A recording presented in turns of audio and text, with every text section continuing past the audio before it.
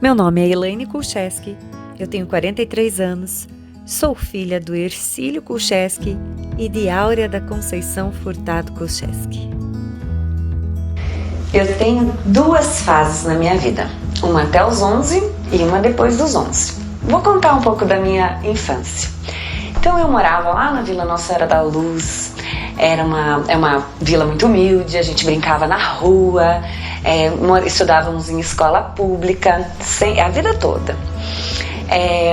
Meu pai é a pessoa mais empreendedora que eu conheço e minha mãe é a pessoa mais caridosa.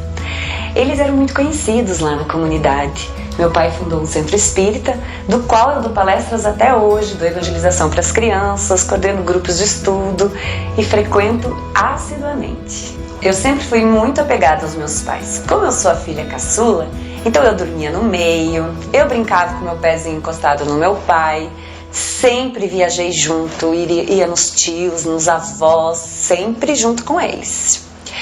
Meu pai fez uma casinha para mim quando eu era pequena embaixo da escada. Ele mesmo construía de madeira. E eu acho que esse meu jeito empreendedor já veio dessa época.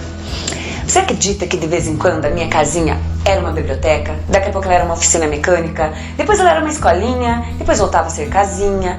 Meu pai tinha uma vidraçaria e ele trazia de lá aquelas massinhas de colocar no vidro e pronto. Aí eu virava uma confeiteira. Minha mãe ia fazer pão, eu virava uma padeira. E assim eu ia empreendendo quando pequena. Com 11 anos, aconteceu o acidente dos meus pais. Foi a primeira vez que eu não estava com eles. Eu tinha uma prova na 5ª série de história. E aí eles me deixaram para eu poder fazer essa prova. Só que eu só fiquei no intuito de que eles voltariam no mesmo dia. Porque eu não conseguia dormir sem eles, né? Eu era muito apegada. Mas na volta de Itaiópolis, que era para onde eles tinham ido viajar, eles tiveram um acidente muito grave e os dois faleceram. Então agora começa a segunda fase da minha vida, após os meus 11 anos. Eu fiquei sem chão. Essa é uma parte muito difícil. Porque sem os pais tão novos, a gente não sabe o que faz. Eu lembro nas apresentações do Dia das Mães, Dia dos Pais na escola.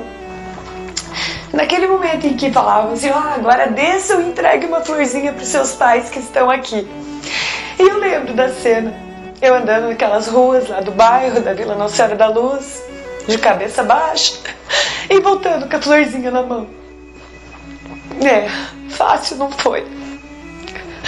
Aí eu fui morar com a minha irmã, né, carinhosamente chamada de Nega. E ela estava grávida, ela tinha 26 anos, só que ela teve uma meningite e morreu 3 meses depois dos meus pais. E aí eu pulei de casa em casa, eu tinha bastante irmãos, mas eu tinha algo dentro de mim assim que eu não queria incomodá-los, né? Eu queria ser invisível. Porque quem acabou de casar, eles também passaram por essa situação, então acabaram casando, né, pra ficarem mais seguros. Mas eu senti assim que, sempre na minha cabeça, assim, quem que quer casar e levar uma irmã pra morar junto, né, uma criança pra morar junto.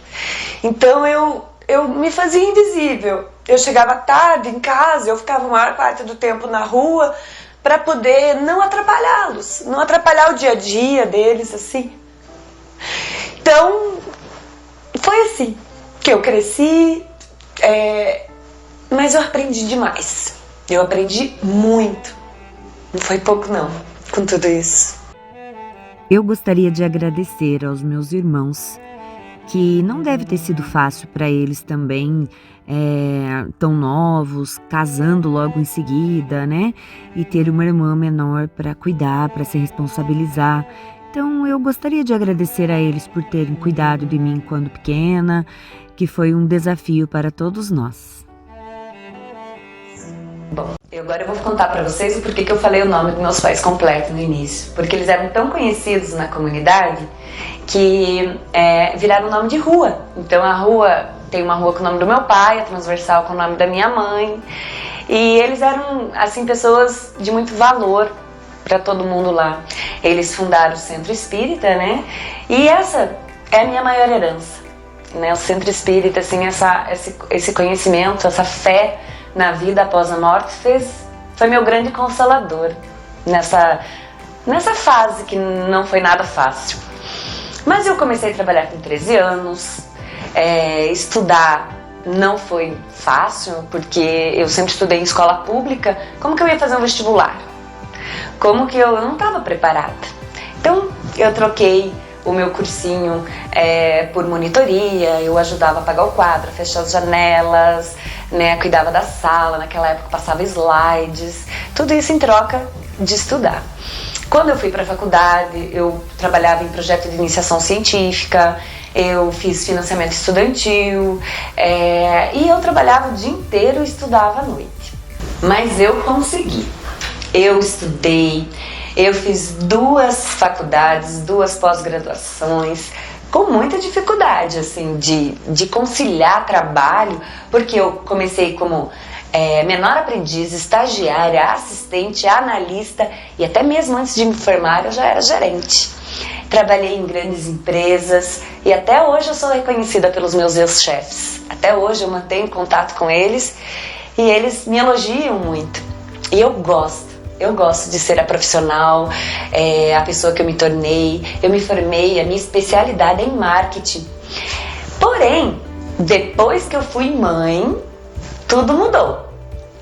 Eu comecei a empreender, porque a minha filha, eu quero ser mãe da minha filha, né? Eu não tinha mais a disponibilidade para viajar tanto como eu viajava. Eu já viajei 6 meses sem voltar para casa, acredita? Só trabalhando. Porém, quando mãe, eu resolvi empreender, porque eu queria um horário mais flexível. Eu fico pensando, né? A minha escolha de ser mãe da Sara, não deixar ela numa escolinha o dia inteiro ou ser criada por outras pessoas, é porque eu penso assim, se meus pais não tivessem me dado atenção até os 11 anos que eu vivi, já pensou?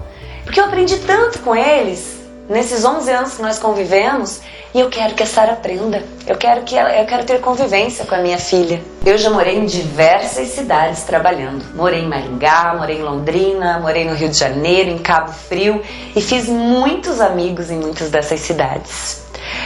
Tenho uma experiência tão grande. Aí, o que eu resolvi fazer com toda essa experiência? Eu resolvi dar cursos. Então hoje eu dou curso de empreendedorismo, eu dou palestras, eu aplico dinâmicas, oficinas e eu ajudo as outras pessoas a empreender. Se eu sou uma mulher que acontece, eu sou uma mulher que passou por muita superação, mas eu sou criativa, eu sou dinâmica, eu sou alegre, eu crio, eu idealizo projetos como esse, Mulheres que Acontecem. E eu me considero uma mulher iluminada.